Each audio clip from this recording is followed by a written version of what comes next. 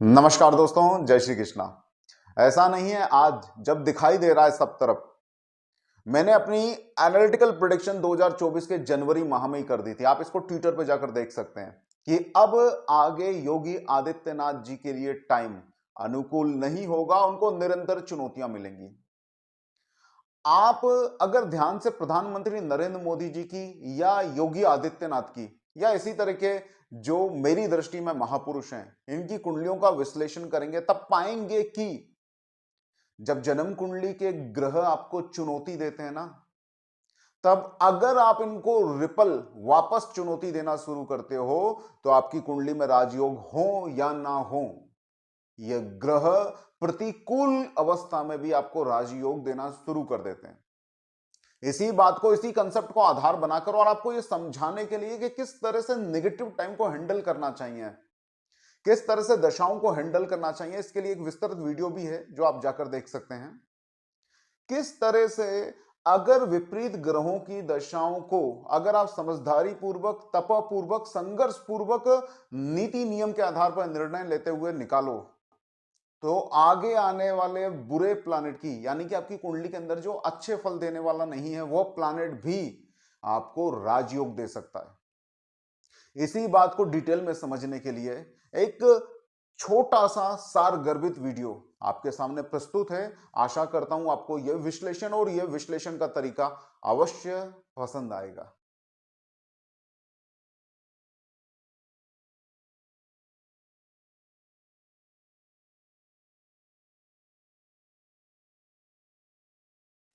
अब आप योगी आदित्यनाथ जी की जन्म कुंडली पर दृष्टि डालिए। बुध आदित्य योग और मंगल शुक्र की युति जो ग्लैमरस योग बनाती है, इसके अलावा इनकी जन्म कुंडली के अंदर आपको कोई विशिष्ट राजयोग नहीं दिखाई देगा।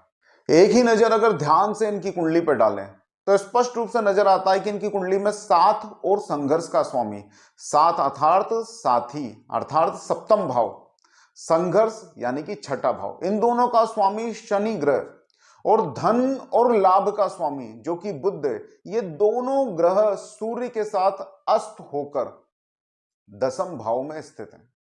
अब जन्म कुंडली स्पष्ट रूप से यह बता रही है कि ना तो परिवार ना लाभ, यानी कि ना तो धन है, ना कुटुंब का सुख है, ना लाभ है, ना जीवन में कोई साथी मिलेगा, ना जीवन के अंदर संघर्ष के अंदर कोई साथ देने वाला होगा। इन दोनों के स्वामी अस्त होकर अपनी निकृष्ट अवस्था को प्राप्त हो चुके हैं, जो फलित होने के लिए बहुत ज्यादा कमजोर है, यानी कि अपने शुभ फल नहीं दे पाएंगे। ये दोनों ग्रह आके दसम भाव के अंदर बैठे हुए हैं, जो अगेन करियर के क्षेत्र में भी संघर्ष ही चाहते हैं। थोड़ा अधिक सरलता से अगर इसे समझना चाहें तो इनका सप्तम भाव का स्वामी अस्त है, जो इनको विवाह सुख की कमी बताता है। इनके कुटुंब का स्वामी बुध अस्त है और शनि जैसे पापी ग्रह के साथ युति बनाए हुए बैठा है। तब यह कुटुंब के सुख की या धन के सुख की हानि करता है या पैतृक संपदा की हानि करता है। तो ये दोनों चीजें इनके जीवन के अंदर स्पष्ट रूप से दिखाई देती हैं। अब इनकी कुंडली में दसम भाव के अंदर दो अस्त ग्रहों की स्थिति और लग्ने सूर्य का अपने शत्रु शुक्र के घर में होना और अपने शत्रु शनि के साथ स्थित होना, यह सब बताते हैं कि इनकी कुंडली में कोई विशिष्ट राजयोग नहीं है। तब भी चमत्कार होता है, जीवन के अंदर ये राजनेता बनते हैं और मुख्यमंत्री जैसा बड़ा पद संभालते हैं और अपने कार्य के अंदर, अपने कार्य क्षेत्र के अंदर परम यश को प्राप्त करते हैं। तो ये सब होता कैसे, इसको ध्यान से समझ लीजिए। यहां मैं आपको कंसेप्ट दूंगा, इसको आपको बहुत डीपली समझना होगा, आपको अपने अंदर उतारना होगा और अपने ऊपर इसको लागू करना होगा। कंसेप्ट को समझिए। शनि इनके जीवन के प्रारंभिक अवस्था में आ जाता है। शनि चाहता है कि इनका विवाह हो, सप्तम स्थान का स्वामी है, यह विवाह चाहता है। शनि चाहता है इनका विवाह हो। विवाह के अंदर चूंकि शनि अस्त होकर बैठा हुआ है और मार्केश भी है, छठे और सातवें का स्वामी होकर मार्केश भी, और मार्केश का अस्त होना पीड़ादायक होता है। तो शनि चाहता है कि अपनी अवस्था में इनका विवाह हो जाए और फिर ये पूरे समय अपनी दशा काल के अंदर इनको विवाह से, इनको इनके पार्टनर से सब तरह से परेशान करना चाहता है। तब इन्होंने स्वेच्छा से संन्यास की तरफ अपना मुख कर लिया, यानी कि उस विच्छेदनात्मक स्थिति से, वेदनात्मक स्थिति से स्वयं को मुक्त कर लिया और अपने आप में ही तप को ग्रहण कर लिया। तो स्वैच्छिक तप ने शनि के प्रभाव को कम किया। हालांकि प्रभाव जीवन पे दिखाई देगा, विवाह का सुख नहीं मिलना था, विवाह का सुख नहीं मिला, लेकिन इन्होंने इसको स्वेच्छा से ग्रहण कर लिया, जो पीड़ा की जगह तप बन गया। इसी तरह से जब बुध जीवन में आता है तो वो कुटुंब के सुख की हानि करना चाहता है, धन के लाभ की हानि करना चाहता है, जीवन में लाभ की स्थितियों को कमजोर करना चाहता है। तब भी इन्होंने संन्यास ग्रहण करके इन सब बुद्ध के प्रभावों को स्वेच्छा से ग्रहण करके पीड़ा की जगह तप बना दिया। अब देखिए चमत्कार कैसे होता है जीवन के अंदर। ये दोनों जो प्लानेट इनके जीवन को पीड़ा देना चाहते थे, इनके जीवन को परेशानियों में डालना चाहते थे, वहां पर इन्होंने स्वेच्छा से इनके प्रभावों को सकारात्मक रूप से ग्रहण करके संघर्ष करते रहे, सकारात्मक संघर्ष करते रहे। तो इन दोनों ग्रहों का परिणाम क्या होना था? अब बुध के बाद केतु आने वाला 2070 के अंदर, देखिए कैसे यात्राएं होती हैं, इसको छोटे रूप में मैं आगे और समझाऊंगा। शनि चाहता था विवाह हो, विवाह से कष्ट हो। बुध चाहता था कुटुंब के अंदर पारस्परिक तनाव हो, मतभेद हो, धन के लाभ और हानि के चक्कर में फंसे रहें, और अंततः ये लंबी घोर पीड़ा झेलने के बाद केतु जब जीवन में प्रविष्ट करता है तब वो चाहता था कि ये संसार से विरक्त हो जाए, या तो सन्यासी हो जाए, या अपना मन सब जगह से टूट जाए और बोलते हैं डिप्रेस्ड आदमी के रूप में अगले 7 साल गुजारे। लेकिन चूंकि इन्होंने शनि और बुध के संघर्ष को स्वेच्छा से तप में बदल दिया और बहुत नीति निर्णायक अपने जीवन के अंदर नियम से अपने जीवन को चलाते रहे, अपने जीवन के अंदर सिद्धांतों को फॉलो करते रहे, तो ये जो ग्रह परिणाम देना चाहते थे वह परिणाम नहीं मिले। वह परिणाम तप में बदल जाने के कारण जब केतु इनको उस स्थिति से अलगाव देना चाहता था, यानी कि सांसारिक मोह माया से मोह भंग करके इनको सन्यास की तरफ ले जाना चाहता था, या एक डिप्रेस्ड आदमी का जीवन देना चाहता था, तो चूंकि इन्होंने इनका पूर्व जो था वो पूरी तरह से बदल दिया था, तो केतु ने आके जो बदलाव दिया, जो उसको देना ही था, उसने इनको मठ से उठा के मुख्यमंत्री के पद पर बिठा दिया। इस चमत्कार को देखिएगा, यह स्वेच्छा से ग्रहण किए हुई पीड़ा जिसको तप में इन्होंने बदल दिया, उसका परिणाम है। यह जीवन के अंदर घिस-पिट के अंत में मुक्ति की तरफ बढ़ते, या डिप्रेस इंसान की तरह अकेले कहीं जीवन व्यतीत करते, उसको इन्होंने प्रभु भक्ति में समाहित करके एक ऐसा पिलर खड़ा किया कि केतु जब बदलाव लाना चाहता था तो अब इसको अलग किससे करें।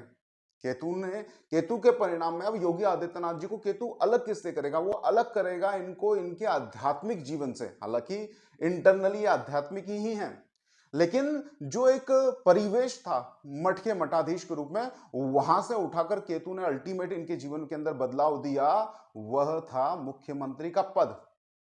अब ये दोनों तरफ से समझिएगा, ऐसा योग एक बार और बना था। केतु जो इनको द्वादश भाव में बैठकर मोक्ष की तरफ ले जाना चाहता था, जिसका परिणाम यही था कि अपने जीवन के अंदर ये शनि और बुध कुटुंब, परिवार और धन से पीड़ित होकर ये मुक्ति की तरफ बढ़ जाएं या डिप्रेस्ड हो जाएं। देखिए पॉजिटिव नेगेटिव दोनों बोल रहा हूं। हर व्यक्ति जिसके 12वें भाव में केतु है वो मुक्ति की चाह नहीं रखता है। मुक्ति का अर्थ होता है तत्कालीन परिस्थितियों से मुक्त होकर आदमी कुछ और करना चाहता है।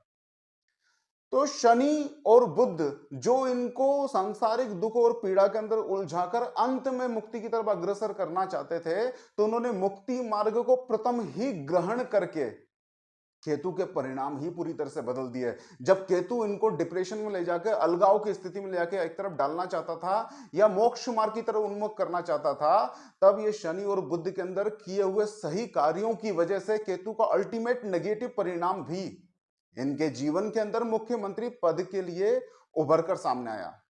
1998 के अंदर भी जब ये प्रथम बार पार्लियामेंट्री मेंबर बने थे, तब भी शनि के अंदर गुरु की अंतर्दशा थी और गुरु इनकी कुंडली के अंदर केतु के ही नक्षत्र में है। तब भी सेम परिणाम दिए थे कि मठ से उठाकर, संन्यास वाले जीवन से उठाकर इनको पार्लियामेंट, संसार के कार्यविधि के अंदर डाल दिया था। यह बहुत गहराई से इंटरनली आपको समझ लेने वाली बात है। इसको आप अपनी कुंडली के अंदर भी ऑब्जर्व करके देखें। क्या आपका जीवन इस समय बहुत ज्यादा संघर्ष में गुजर रहा है और क्या आप उस पीड़ा को स्वैच्छिक तब बना सकते हो? क्या उस पीड़ा के अंदर भी आप संकल्पित रहकर सही दिशा में आगे बढ़ सकते हो? क्या उस प्रभाव को आप ऐसा क्रिएट कर सकते हो कि आगे अगर ग्रह कुछ अनोखा और आपके लिए विपरीत भी करना चाहे, तब भी वह आपके जीवन में शुभ बनकर ही उभरे?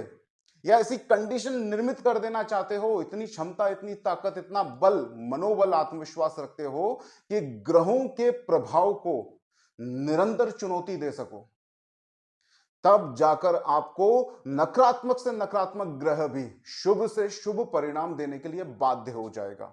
तब केतु जैसा ग्रह इनके जीवन में राजयोग को लेकर आया और जैसे ही केतु एंड होता है लगभग फरवरी 2024 में, अब आती है इनको शुक्र की महादशा, जो आमतौर पे देखा जाता है शुभ ग्रह है, राजयोग कारक है। इनकी कुंडली के अंदर भी दसम भाव का स्वामी होने से वास्तविक राजयोग ही देना चाहता है, लेकिन शुक्र इनको पुनः विपरीत कंडीशन में लेके जा रहा है, जो कि देखने को मिल रहा है। और यही प्रेडिक्शन मैंने इनको समझकर, इनके जीवन को समझकर 2024 के जनवरी में ही कर दी थी कि अब शुक्र का जो टाइम है वो पीड़ादायक होगा, पुनः चुनौतियां देगा, पुनः इनके करियर के ऊपर उंगली उठाएगा।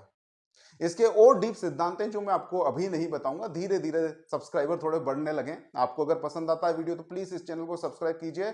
मैं बहुत ड्रामेटिक रूप से ज्योतिष के सत्य को बहुत ही अलग तरीके से आप तक पहुंचाऊंगा, और इस तरह से पहुंचाऊंगा कि आप सिर्फ इस ज्योतिष को उपाय वाली विद्या ना मानकर जीवन के अंदर निर्णायक फैसले लेने के लिए उपयोगी विद्या मानकर यूज करने लगे। नमस्कार दोस्तों, जय श्री कृष्णा।